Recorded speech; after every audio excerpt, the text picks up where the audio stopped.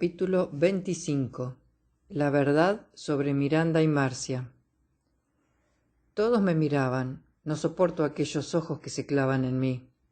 En ese momento odio a Poirot casi tanto como me odio a mí misma. Y pensar que estaba convencida de que el detective era un enviado de Dios para ayudarme en mi misión. Yo no he matado a nadie, me defiendo. Sus acusaciones son absurdas. La voz de Poirot está teñida de desprecio cuando dice: «Usted no había matado a nadie, madame, hasta hoy. Eso se lo concedo. Pero hoy ha dado muerte a Jacob. Yo no maté a mi hijo. Fue un terrible accidente». Mentira y 1000 veces mentira. Usted lo dejó conducir su coche para que perdiera el control y se hundiera en el lago. La puerta del conductor está encallada y es casi imposible de abrir. Me di cuenta cuando volvimos desde Bilton. Lo llevó como una res al matadero y luego vio cómo se moría sin mover un dedo. Fue un accidente, insisto. Cuando un padre mata a un hijo por accidente, no va al infierno. El vicario me lo dijo. Iré al purgatorio y allí penaré el tiempo que los ángeles dispongan, pero al final iré al paraíso. Ese hombre ya no es un vicario y usted es una asesina. Los tribunales la considerarán culpable y no creo que los tribunales de allí arriba sean más benévolos. Se equivoca y no me hará cambiar de opinión. Yo no lo maté. Jacob podría haber girado el volante a tiempo, podría haber frenado a tiempo, podría haber abierto la puerta, pero el Señor no dispuso nada. No meta a Dios en esto. Yo no maté a mi hijo, insisto. Ah, su hijo. He aquí otra falsedad, otra media verdad, otra mentira por omisión de la que es usted tan experta. Porque Jacob no es su hijo. Lo adoptó legalmente, pero no es suyo. Poirot saca un papel de su bolsillo. Hace unas horas llegó esto por correo. El registro de Harrogate me ha aportado muchas pistas vitales en este caso, aunque tardé un poco en encajar las piezas. Desde el inicio me fijé en la forma en que trataba a sus hijos. A Theo con cariño, a Jacob con indiferencia, incluso con displicencia. Sospeché que Jacob tenía algo que ver con los crímenes y esa era la causa de su actitud. Pero se me ocurrió después que podía haber otra explicación. Y pedí su partida de nacimiento. Como Jacob no había nacido aquí, sino en Londres, tuve que pedirla por correo urgente y mover algunos hilos para que llegase lo antes posible. Como he dicho, hace poco que está en mis manos, y he descubierto que el muchacho se llamaba Jacob Darnes Gray, y es hijo de Roger Darnes y Natalia Gray, la primera esposa de Roger. Llegó aquí, a Style Mansion, siendo un pequeño niño, y la pobre Miranda Darnes tuvo que cargar con un marido demente y con el hijo de otra relación. Da igual quién fuese su madre. Natalia murió al darlo a luz, así que yo lo crié como a un hijo. Como a un hijo, pero nunca fue su hijo, y todavía menos cuando comenzó a mostrar rasgos inequívocos de la demencia de su esposo. Había tenido que cuidar a un marido abusador y enfermo durante una década, y ahora aparecía un joven con los mismos síntomas. ¡Qué terrible carga! La pesadilla regresaba. Si piensa que lo maté por eso, se equivoca. Lo hice porque Jacob es el culpable de las muertes de Lily y de Claudia.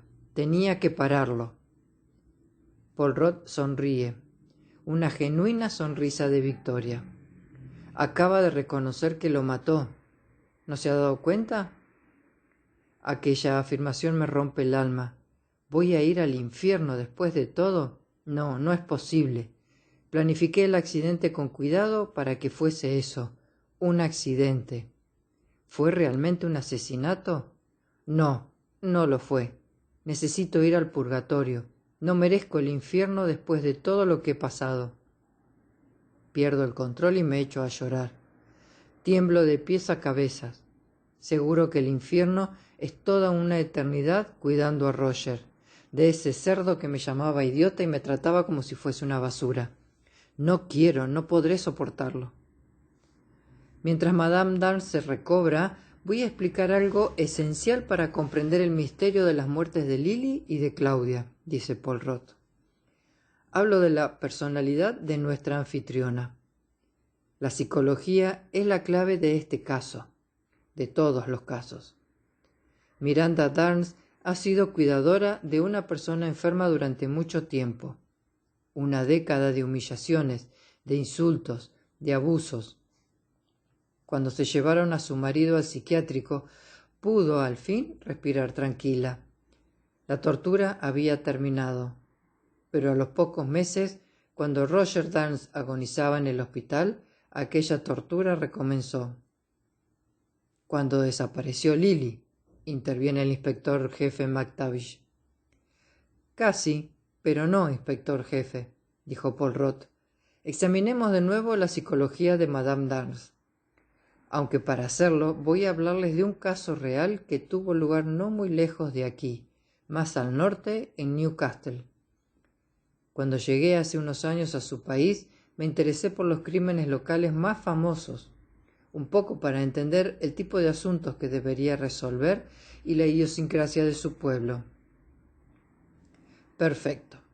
Hablaba de los crímenes más famosos de Inglaterra, y uno de los casos que más me interesaron fueron los asesinatos de Mary y Norman Bell. McTavish sin duda conoce el caso, porque abre mucho los ojos sorprendido. Dejo de sollozar y descubro que está mirando a Marcia O'Connor y a mi hijo, a Theo, sentado en una silla junto a ella. No me he dado cuenta hasta ahora que los dos niños están cogidos de la mano. Viajemos al pasado, a 1872, nos explica Poirot. Mary Bell tenía 10 años y Norma Bell 13. No eran hermanas sino amigas, dos niñas del mismo vecindario que descubrieron que compartían apellidos, pero descubrieron algo más, que ambas eran unas asesinas. Raptaron a un niño de 2 años y Mary lo estranguló. Luego cometieron todo tipo de aberraciones con el cuerpo del pequeño. Pero esos detalles carecen de importancia en este momento. Lo que sí la tiene es lo siguiente. Las niñas confesaron su crimen, pero nadie les creyó. El crimen, por su naturaleza enfermiza, debía de haber sido cometido necesariamente por un adulto, pensaron las autoridades. Desde el principio de esta reunión he explicado que Lily Ryder no había descubierto nada que justificase el asesinato por parte de ninguno de los sospechosos. De los sospechosos que habíamos contemplado hasta ahora, claro, los sospechosos adultos. Incluso para Jacob a sus 13 años. No, ni siquiera Jacob tenía una verdadera razón para atacar a su vecina. De hecho, él no fue quien la mató. Poirot mira en derredor hacia una audiencia aturdida por aquella inesperada afirmación. Pero volvamos al caso de esas dos niñas, dos amigas de Newcastle, que a mediados del siglo pasado confiesan un crimen y nadie les cree.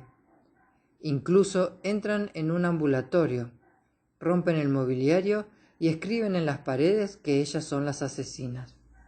¿Las detienen?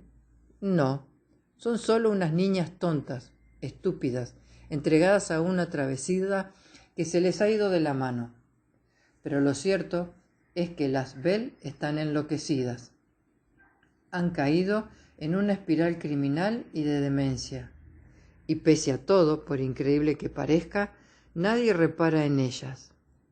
No las detendrán hasta que rapten a otro niño pequeño, le sometan a terribles torturas, le graben con unas tijeras la inicial de sus nombres en su cuerpecito y finalmente le den muerte.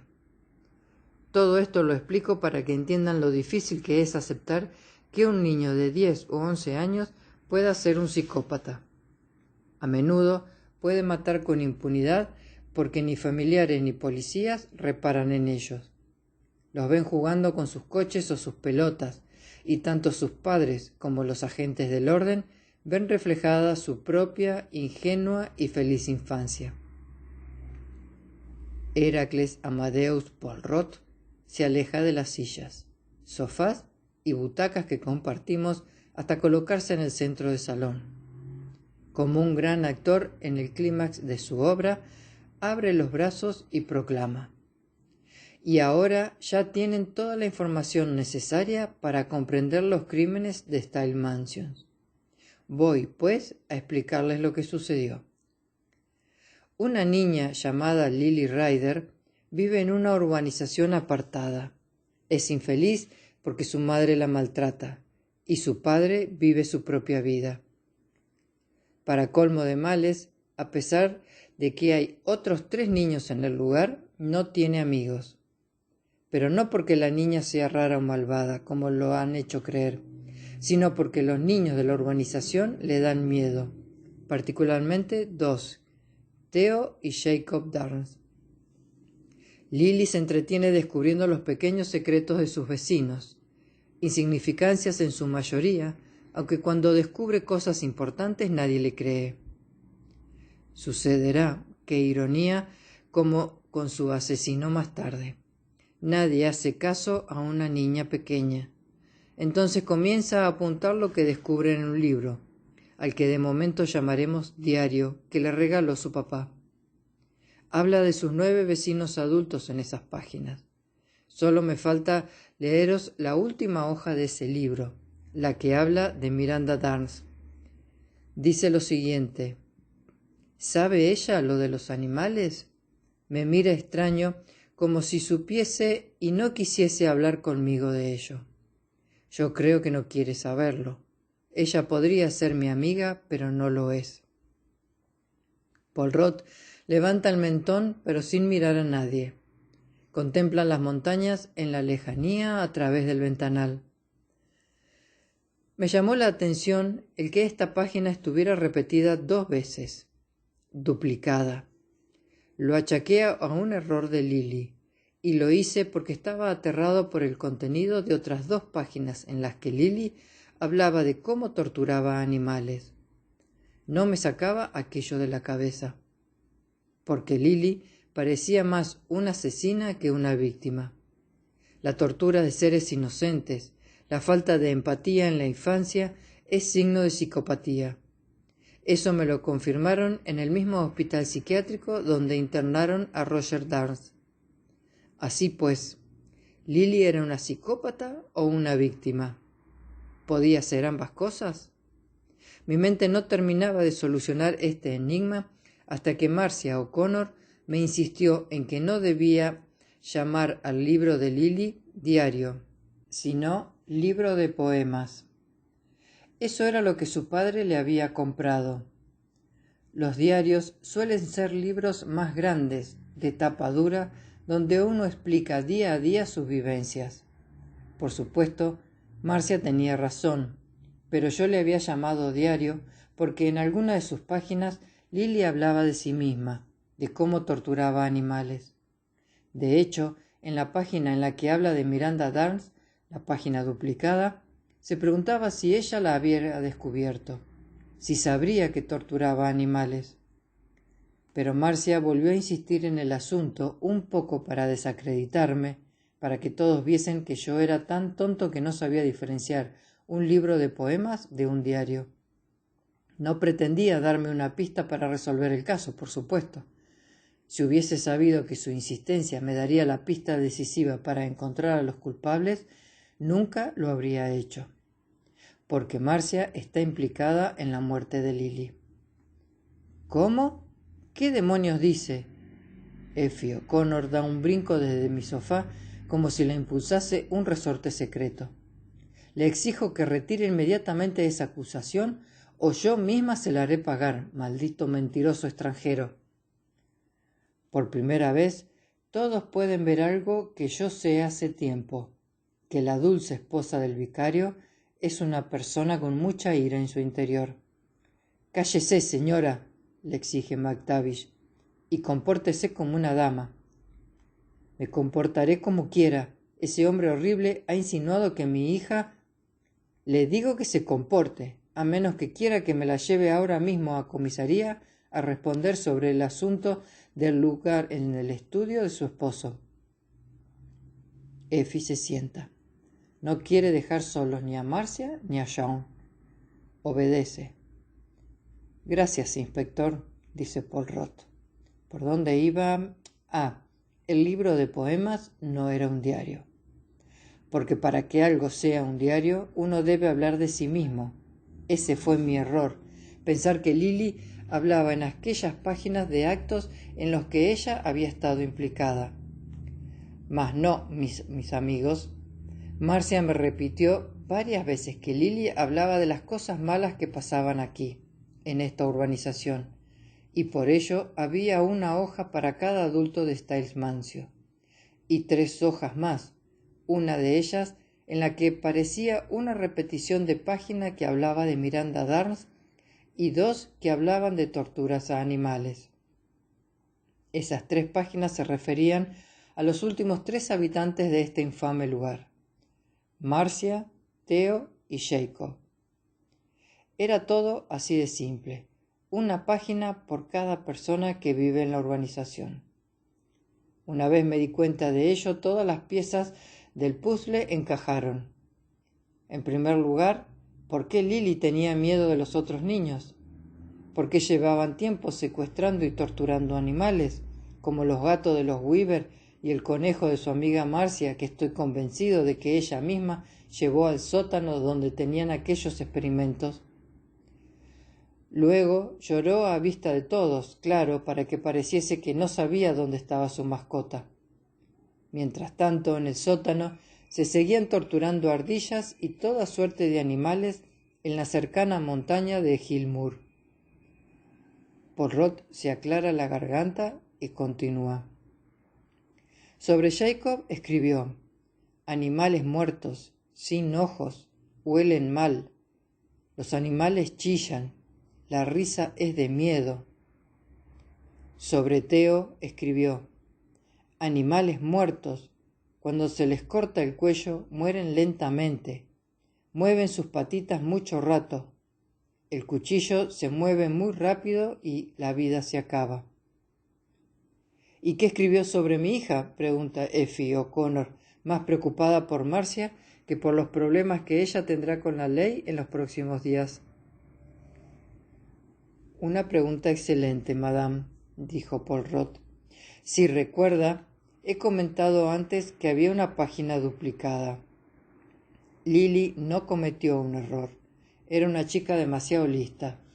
Sucedió que tenía la misma duda sobre 2 personas de esta urbanización, tanto sobre Miranda Darnes como sobre la pequeña Marcia. Por eso se preguntaba: ¿sabe ella lo de los animales? Me mira extraño, como si lo supiese y no quisiese hablar conmigo de ello.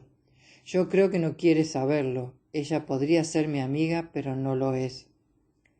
Porque Lily quería tener amigos, como todo el mundo, y deseaba ser amiga de Miranda Darnes, que pensaba que no era mala persona y de la que no había encontrado ningún secreto aparte de una nadería, su costumbre de permitir que su perro hiciese sus deposiciones delante de la casa de los O'Connor. También deseaba ser amiga de Marcia O'Connor, una niña de su misma edad. La frenaba, claro, la amistad de Marcia con los hermanos Darnes. De hecho, le contó a Marcia lo de su libro de poemas y otras pequeñas confidencias que no compartió con nadie. Y fue así como la convencieron para salir de casa el día que la mataron. Marcia fue a casa de los Ryder y la atrajo. La invitó a acompañarla con cualquier excusa. Lily cruzó la calle y allí la atraparon sus asesinos. En cuestión de segundos, Lily fue arrastrada al sótano, donde se la torturó y se le dio muerte. Antes he comprobado que el sótano está completamente insonorizado. Nadie pudo oír a la pobre niña, ni siquiera Miranda, que declaró que estaba haciendo la siesta a la hora de la desaparición. Poirot continúa. Se preguntan por qué la mataron. Desde el principio de este caso me ha asaltado la misma duda. ¿Por qué alguien secuestraría a la pequeña? No había una razón real. A nadie le importaba lo que Lily supiera o dejara de saber. Era una paria en Styles Mansion. No le importaba a nadie, ni siquiera a sus padres. La mataron, mis amigos, porque les dio la gana. Luego de acabar con gatos, ardillas, conejos y otros animalitos del bosque, decidieron buscar una presa mayor. Y se les ocurrió que nadie echaría de menos a aquella niña a la que todos detestaban. Como las Bell, nuestros niños asesinos habían entrado en una espiral de violencia y estaban fuera de control. Aquella afirmación, aunque esperada a aquellas alturas de su monólogo, dejó helado a todo el mundo. Pero sigo en silencio, sopesando los pros y los contras de intervenir para enfrentarme al detective. La que sí reacciona una vez más es Effie, la madre de Marcia. Y es que para una madre lo primero, lo primordial, es su descendencia. No creo que pueda probar que Marcia esté implicada en nada de lo que dice. Todo son hipótesis, dice, mirando con desprecio a Paul Roth. Los huesos de Lily no son hipótesis, madame. El cadáver de Claudia tampoco es una hipótesis. El que Miranda Darnes limpiara y frotara el sótano para dejarlo limpio de manchas y de huellas, tampoco lo es. Pero eso nada tiene que ver con mi hija. Effie vuelve la vista hacia Marcia. La niña y Theo siguen tomados de la mano. Todos los miramos. Su madre se da cuenta y golpea el hombro de la pequeña. «Suelta a ese demente», le dice. Marcia levanta la vista hacia su madre. Lentamente, de una forma tan premeditada que casi da miedo. «No llames demente a mi amigo. Él no es como Jacob. Él es todo para mí y...» «Tranquila, Marcy», dice entonces Theo. Su voz es fría, distante, su tono melifluo, de una suavidad y cortesía fuera de lugar. Tengo ganas de escuchar el resto de la historia que quiere contarnos el señor Paul Roth. Es un hombre muy inteligente, me lo estoy pasando muy bien. ¿Podrías proseguir, por favor? Capítulo 26. La verdad sobre Theo. Paul Roth se acerca a la chimenea, remueve las cenizas con el atizador, sonríe y asiente. Sabe también lo de la chimenea, pienso apesadumbrada. Ese maldito lo sabe todo. Nunca he podido engañarle. Realmente es como el detective de las novelas de Agatha. Los genes son algo muy complejo, dice entonces Paul Roth. Una mezcla de posibilidades que nunca sabemos cómo acabará. Jacob Darnes heredó la enfermedad de su padre y Theo su maldad. La administradora del Young Hospital de Bilton me dijo que Roger Darnes no solo era una persona enferma. Hay enfermos mentales que son muy buenas personas. Es más, la mayoría lo son. Sus problemas son terribles y tratan de luchar contra una fuerza pavorosa que desde el interior trata de derrotarlos. Tienen toda mi admiración. Pero a menudo los estigmatizamos sin razón. Yo escuché una voz enloquecida gritar en la noche: «Maldita idiota, ¿qué vas a hacer?».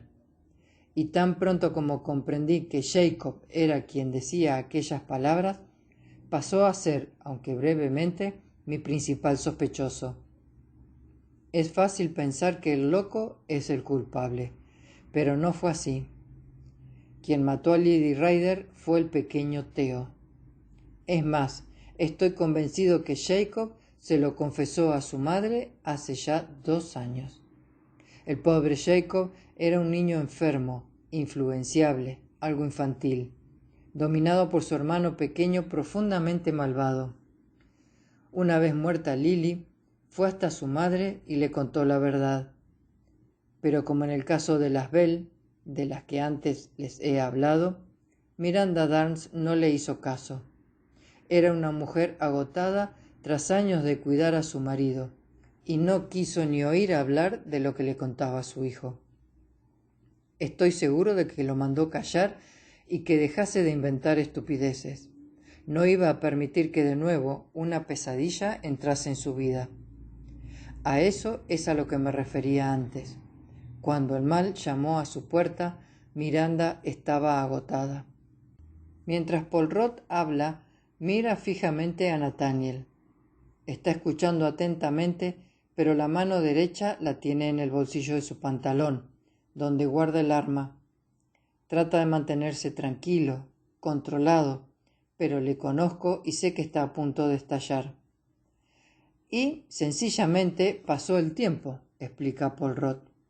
Lily no fue hallada porque la policía, aunque registró las casas de la urbanización, no prestó atención al sótano, al cuarto de juegos de los niños.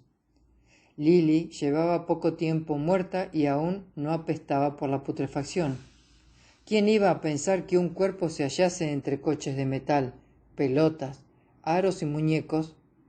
Sospecho que el cuerpo se hallaba desmembrado, cortado en partes, conservado acaso en recipientes que eran macabros trofeos, o enterrado bajo el suelo. Ya no importa, y si le soy sincero, prefiero no pensar ni siquiera en todo ello.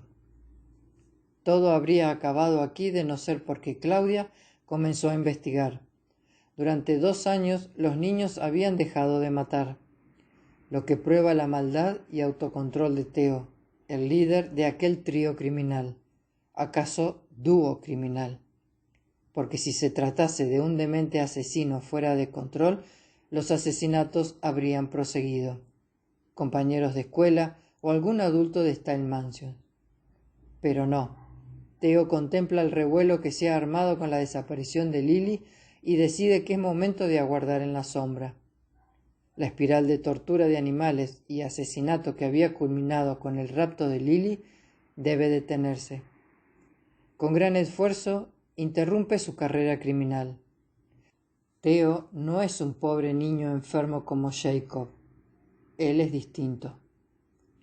Poirot escruta el rostro de mi hijo. No descubre ni una sola emoción. Un escalofrío le recorre el cuerpo. Pero sucede algo inesperado, como dicen ustedes.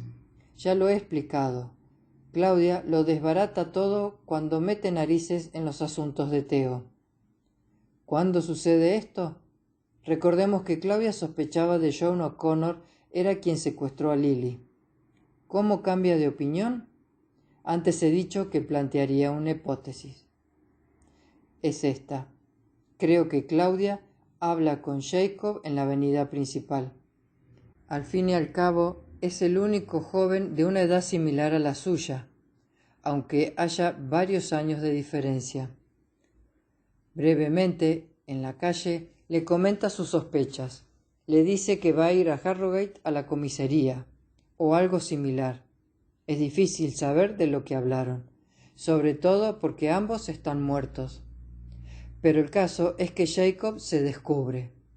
Una sonrisa de superioridad al oír que la muchacha sospecha por error del señor O'Connor. O sencillamente le cuenta la verdad o algún detalle que lo convierte en sospechoso. Recordemos que Jacob ya se lo contó todo a su madre y fue ignorado. Sea como fuere, a las pocas horas, como me contó el coronel Weaver, su hija ha cambiado sus planes y quiere ir un poco más allá de Harrogate, hasta Bilton, al hospital psiquiátrico donde estuvo internado Roger Darnes, el padre de Jacob, porque ahora sus sospechas se centran en el muchacho. El detective hace una pausa. Lleva ya un buen rato hablando y tiene la boca seca. Sin dejar de caminar a pequeños pasos, rodea el sofá donde se sienta el coronel, que está rojo de ira, a punto de estallar. Margaret, a su lado, llora sin cesar, pero Nathaniel no la consuela. Su mano sigue en el bolsillo del pantalón, aferrando ya la culata del arma. Jacob era un imbécil, suelta de pronto Marcia. Tendrías que haberlo Psst. Silencio, Marcy, interrumpe Theo. ¿No te han enseñado a estar callado cuando hablan los mayores?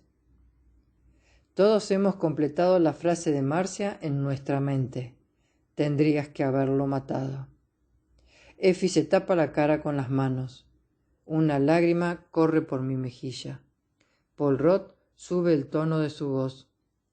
El resto, mis amigos, es bastante simple. Theo no puede permitir que la policía investigue a su hermano. Bajarán al sótano, encontrarán los huesos de Lily y todo se vendrá abajo. Así que ordena a Marcia a traer a Claudia cuando va camino del autobús. Recordemos que para ir desde la casa de los Weaver a la estación hay que pasar por delante de la casa de los O'Connor y de los Darns. Entre una y otra la convencen para entrar en el sótano. O la hieren entre ambos y la arrastran al interior. El caso es que Claudia desaparece. No sé con exactitud lo que pasó aquella noche luego del asesinato. Creo que Miranda Darns por fin abrió los ojos. Marcia no aparecía y sus hijos llevaban horas encerrados en el sótano. Tal vez sospechó algo cuando Claudia no volvió a casa aquella noche.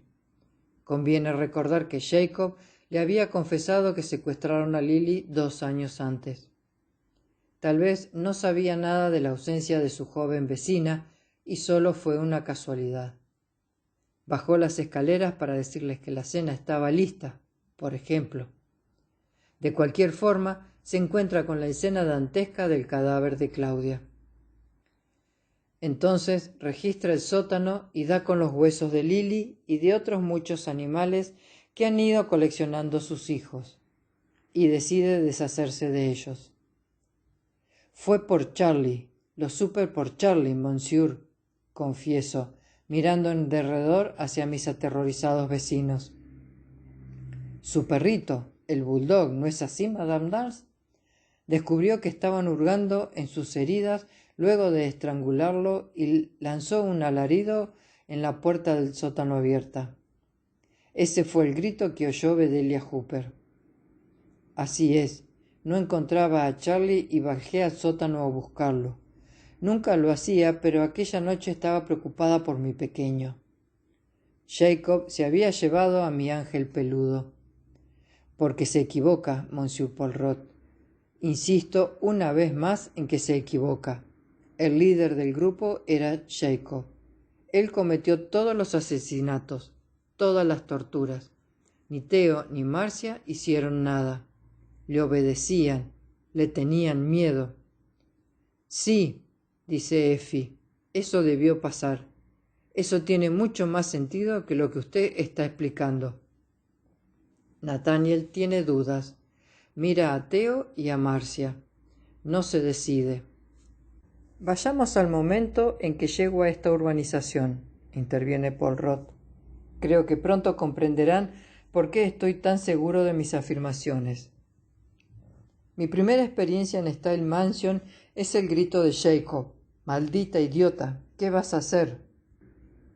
Jacob, tal como hacía su esposo, le dice con esa frase que sabe que ha obrado mal y le pregunta cómo va a solucionar el problema. ¿Qué vas a hacer, mamá, para limpiar este desaguisado? Eso es lo que significa esa frase. Mi llegada a este lugar se produce en un momento clave del drama. Madame Darns acaba de tomar a su perrito recién asesinado en el sótano y no muerto por cáncer o por la edad. Ha resuelto enterrar al bulldog junto con las pruebas de los crímenes de sus hijos. Está acabando cuando yo aparezco. Comprende de forma inmediata que soy un detective mandado por los Ryder. Sus problemas acaban de empeorar. ¿Cómo solucionarlo?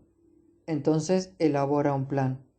Por un lado, lo más sencillo, enterrar las pruebas en la tumba del perro. Pero Claudia es una mujer bastante fornida. No en vano nació hombre. En la tumba del perro ha metido los huesos de Lily y una docena de los animales. pero Claudia no cabe. Tendría que hacer un hoyo inmenso y ella es una mujer pequeña, de 1,50 m, no demasiado fuerte. Arrastra con grandes dificultades el cadáver de su vecina y lo esconde en la ladera de la montaña. Respecto a los papeles que llevaba Claudia consigo, su investigación sobre el caso Lily Ryder, los quema en la chimenea de este salón. No he hallado nada en los rescoldos, por supuesto.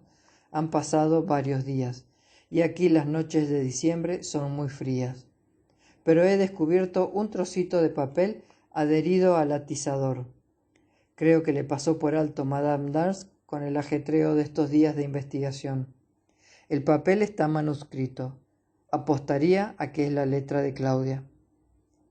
Poirot señala hacia la chimenea, asiente con energía y prosigue.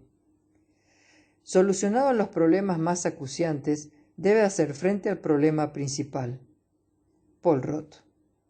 Tiene que engañarlo, usarlo, manipularlo para que encuentre al asesino. Pero, ¿cuál asesino? Aquel que ella quiere que sea, aquel que ella está convencida que es el responsable de todo. El asesino no puede ser Theo, su amado hijo, su único hijo biológico. El asesino debe ser Jacob, porque en el fondo nunca lo ha querido, porque se parece como 2 gotas de agua al hombre que la ha insultado y abusado de ella durante años. Recapitulemos, dice Poirot. Miranda Dars sabe o quiere saber que Jacob es el asesino y Theo el cómplice. Uno es el jefe y el otro el acólito, que ha obedecido solo porque tenía terror del loco de su hermano. Y quiere que Poirot demuestre que Theo es inocente, porque ella quiere creer que lo es. Esa es su única preocupación, exculpar a Theo. No solo por razones legales, ya que en el Reino Unido se le puede juzgar como adulto a muchos años de prisión. Quiere que su único hijo sea inocente, alguien influido por el demente de Jacob. No puede aceptar que Theo sea un psicópata. No, él debe ser exculpado a cualquier precio. El coronel Weaver tiene los ojos inyectados en sangre. Escucha cada palabra de Poirot como en un sueño, como en una pesadilla de la que no pudiera despertar. Sé que está a punto de actuar y me preparo. Cuando llegue el momento, debo ser rápida. El detective, inmerso en su narración, no se da cuenta que no estoy del todo atenta a lo que dice. Es su gran momento y lo está disfrutando. En el fondo, como todos los hombres, Poirot es un egocéntrico. Usted, Madame Dars, continuó Poirot, insistió una y otra vez que yo debía hallar al asesino por mí mismo, que usted no me lo podía decir, que al descubrirle entendería el porqué. Lo que pretendía era que yo probase que Jacob era el culpable y Theo solo su marioneta. A eso se refería con que había inocentes en peligro. Theo, Marcia, incluso usted misma, eran cómplices de un loco peligroso llamado Jacob Dars.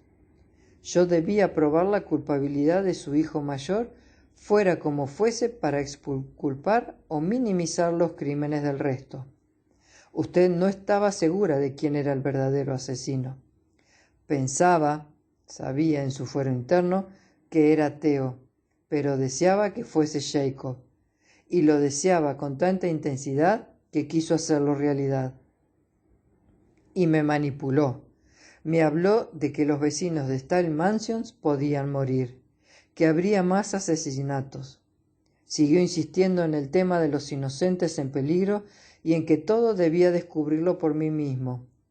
Siempre, claro está, que descubriese que el asesino era Jacob. Aquello probaría que usted estaba en lo cierto y podía respirar tranquila. Se habría hecho justicia. Su justicia.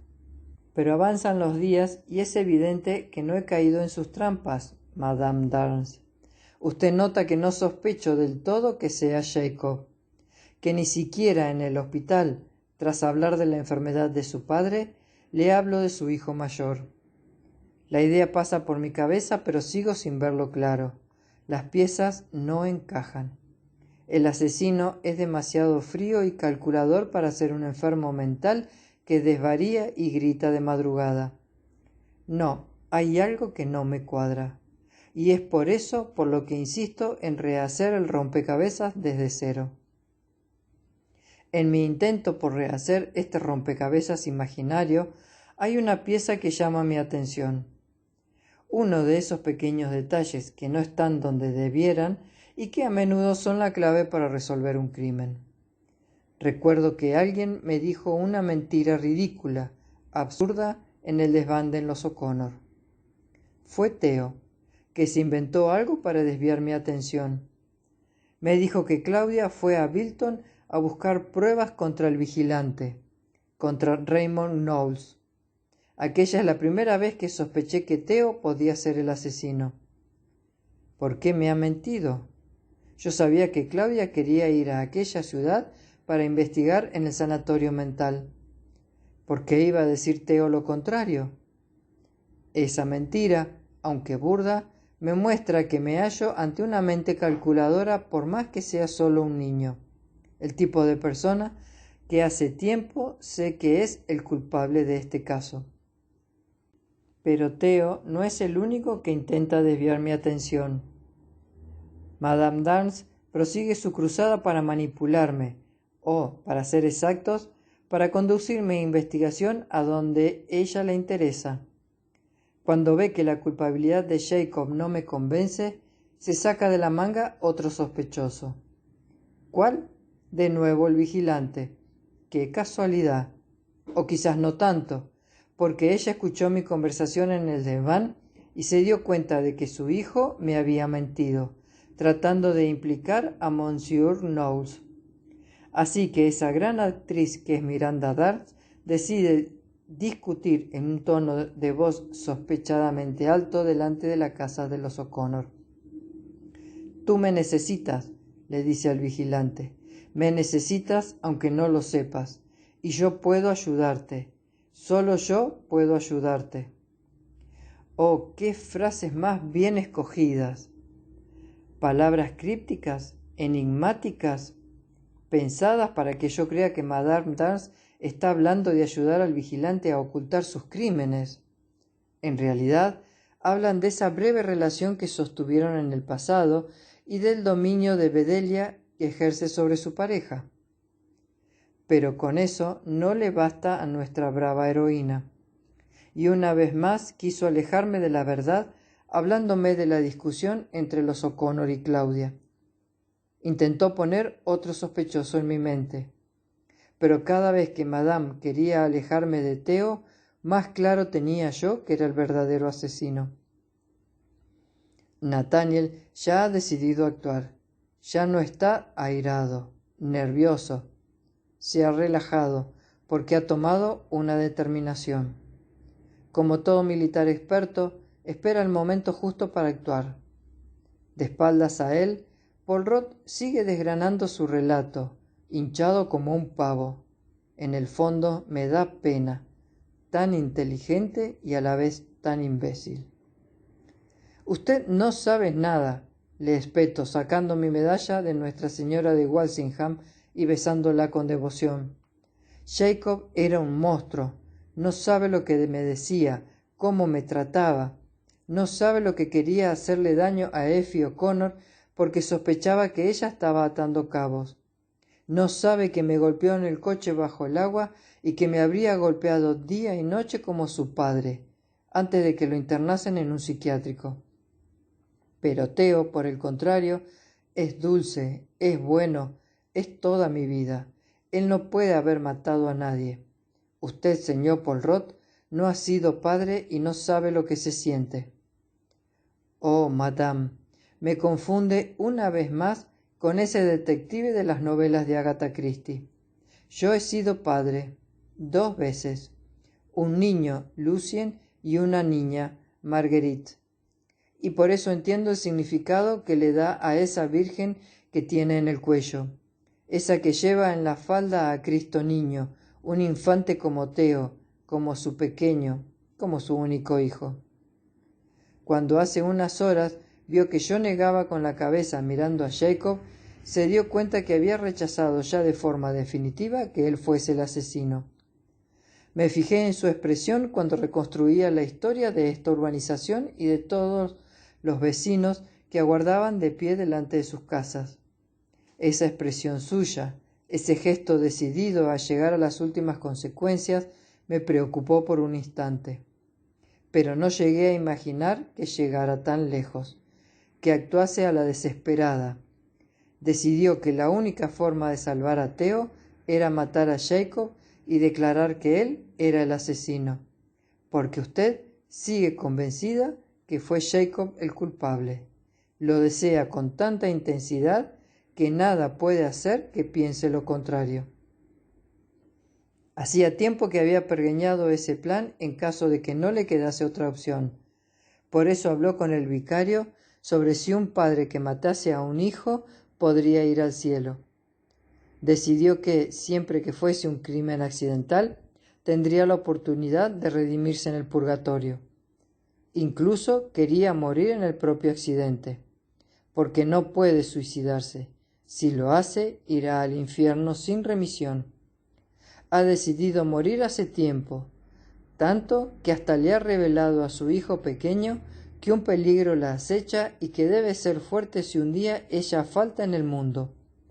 Fui testigo de cómo le decía estas mismas palabras a su amado Theo. Poirot deja de hablar para la multitud. Por un momento habla solo para mí. Porque seguir viva para usted es un problema.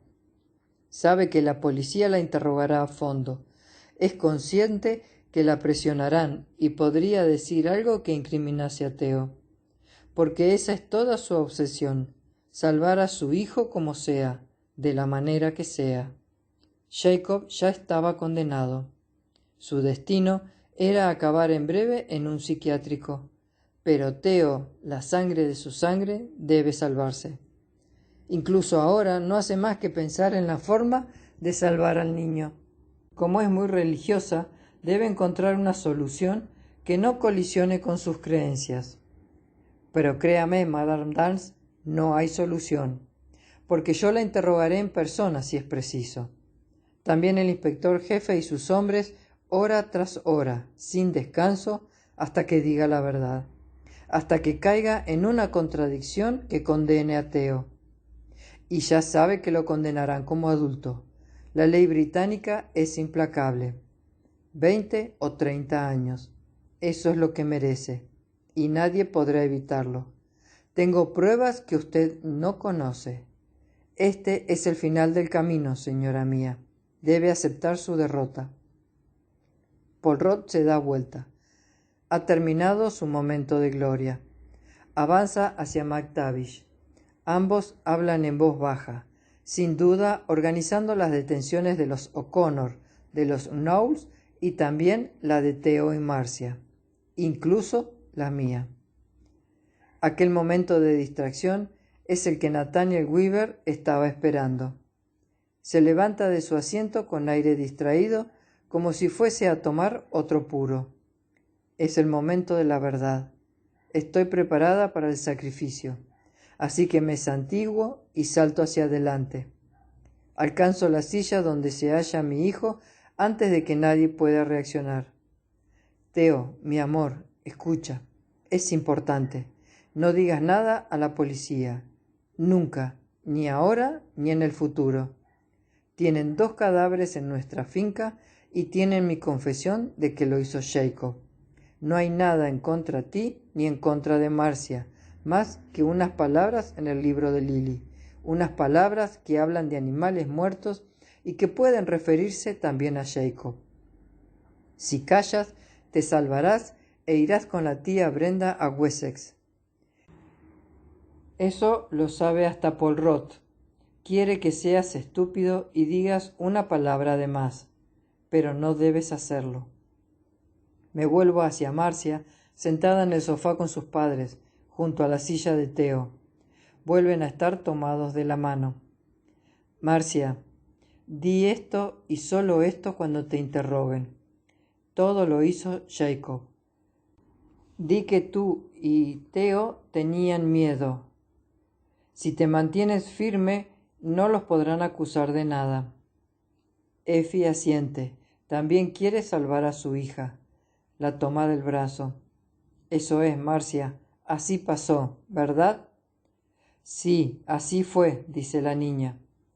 En ese instante llega el coronel hasta donde nos hallamos. Me doy la vuelta. Lleva la pistola en la mano. Es una Webley.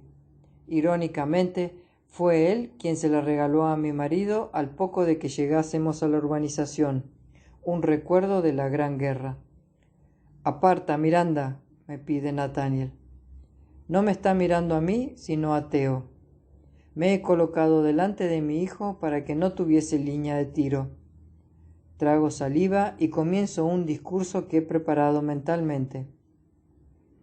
Hay algo que quiero contarte, Nathaniel.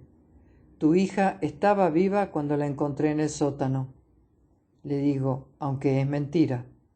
Estaba atada, sangraba y pedía ayuda.